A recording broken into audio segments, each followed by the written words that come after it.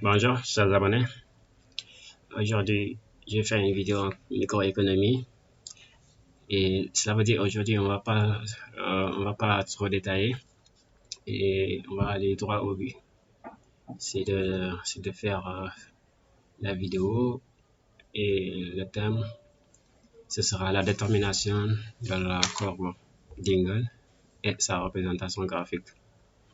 Donc, on vous propose des résultats comme ça. On dit soit x est égal à 5, cela veut dire le prix de x du bien x est égal à 5, le prix du bien y est égal à 2 et le niveau de revenu est de 2000 pour le consommateur. Voilà, donc je vous demande de vous abonner si vous n'êtes pas encore abonné et activer la cloche de notification pour ne manquer aucune de mes prochaines vidéos que je mettrai également en ligne. Et voilà, donc et c'est ça, sous forme, on donne l'équation x étoilée. Donc on a donné directement, car on s'intéresse aux courbes d'Engel, à la courbe d'Engel, donc on a donné l'équation de x étoilée. Comme dans ma précédente vidéo, j'avais parlé de x étoilé, la signification, c'est la quantité optimale demandée par le consommateur en bien x. Et on donne aussi pour y étoilé, qui est égal à R sur 2 PY. Y, ce n'est rien que le prix qui a été énoncé de l'exercice de cette vidéo. Et voilà, donc Y aussi était la quantité optimale demandée par un consommateur du bien Y.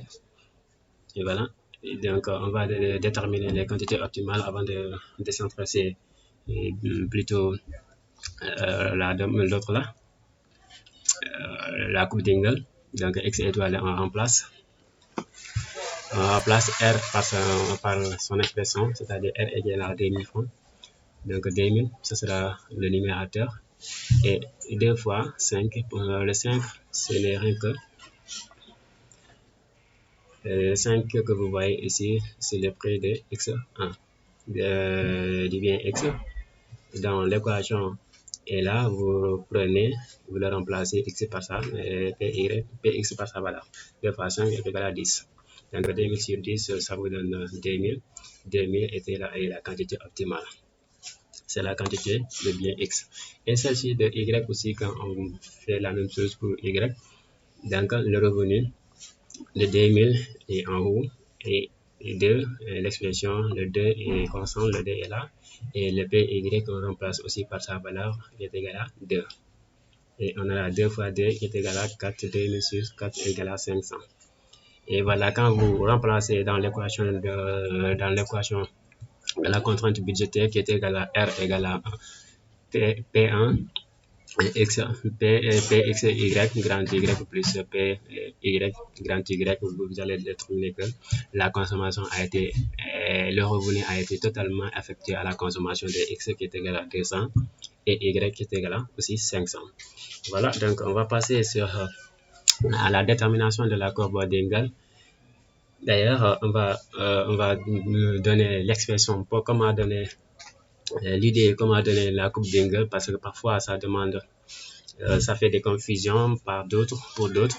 Et alors, dès là en avant, la courbe d'Engel pour la détermination, vous allez exprimer la fonction, l'équation de x étoilé et y étoilé en fonction de R. Cela veut dire que c'est R qui sera l'inconnu. Cela permet de voir que lorsque le revenu varie, combien toutes choses étant égales par ailleurs, et ce toutes choses étant égales par ailleurs veut dire que le prix de x1 est constant et le prix de y est constante. Voilà. Donc, ça sera exprimé en R.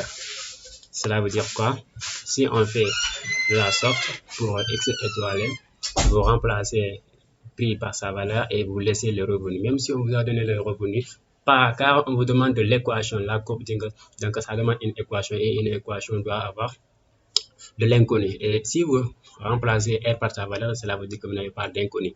Et ça sera le prix seulement qu'on va remplacer. Ici, c'était la différence entre l'équation optimale de x étoilé optimale et la courbe d'Engel, c'est-à-dire ici, c'est en fonction de R et en fonction de x, Px. Et ici, ça sera en fonction de R seulement. C'est la courbe d'Engel pour X. Donc, on fait la même chose pour Y. Pour Y, on aura Y étoilé. On remplace le prix par sa valeur 2. 2 fois 2, 4. Donc, ici, maintenant encore, ça sera R sur 4. Voilà les deux équations de la courbe d'Engel. Maintenant, comme on voit que c'est exprimé en fonction de R, on fait une représentation graphique. Alors, je trace la loi du budget comme celui-là et je propose la courbe d'indifférence. Et ce point que vous voyez ici, le point que vous voyez là est le point de rencontre, c'est la quantité optimale. Donc, nous allons rencontrer X est égal à 200, Y égal à 500. Et voilà, donc ce point signifie cela. Maintenant, on va tracer la courbe d'Engel. Voilà, la courbe d'Engel va passer sur l'axe de la tangente et prend l'allure du haut. Et pourquoi? Parce que la courbe d'Engel est en fonction de R. Cela veut dire qu'on pourrait constater qu'une variation, qu'une augmentation, cela veut dire variation, diminution ou augmentation de R. Et on vous a dit l'hypothèse d'une augmentation du revenu entraîne une augmentation, un déplacement parallèle de manière ascendante, qui va monter de la droite de budget précédente, mais de façon parallèle. Cela explique que le revenu a augmenté, mais toutes choses étant égales par ailleurs, en constatant que le PX et le PY sont constants. Et par conséquent, si le revenu a diminué aussi, vous verrez que la droite de budget va descendre en bas et cette droite rouge que vous voyez, l'optimum sera toujours sur cette droite. Donc, la définition, c'est le lieu géométrique de l'ensemble de combinaisons de biens lorsque le revenu va varier et les autres éléments restent constants.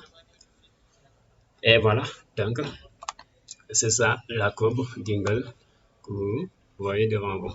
C'était l'objectif de la vidéo aujourd'hui. Donc, on se dit à la prochaine vidéo qui va se porter encore sur la microéconomie.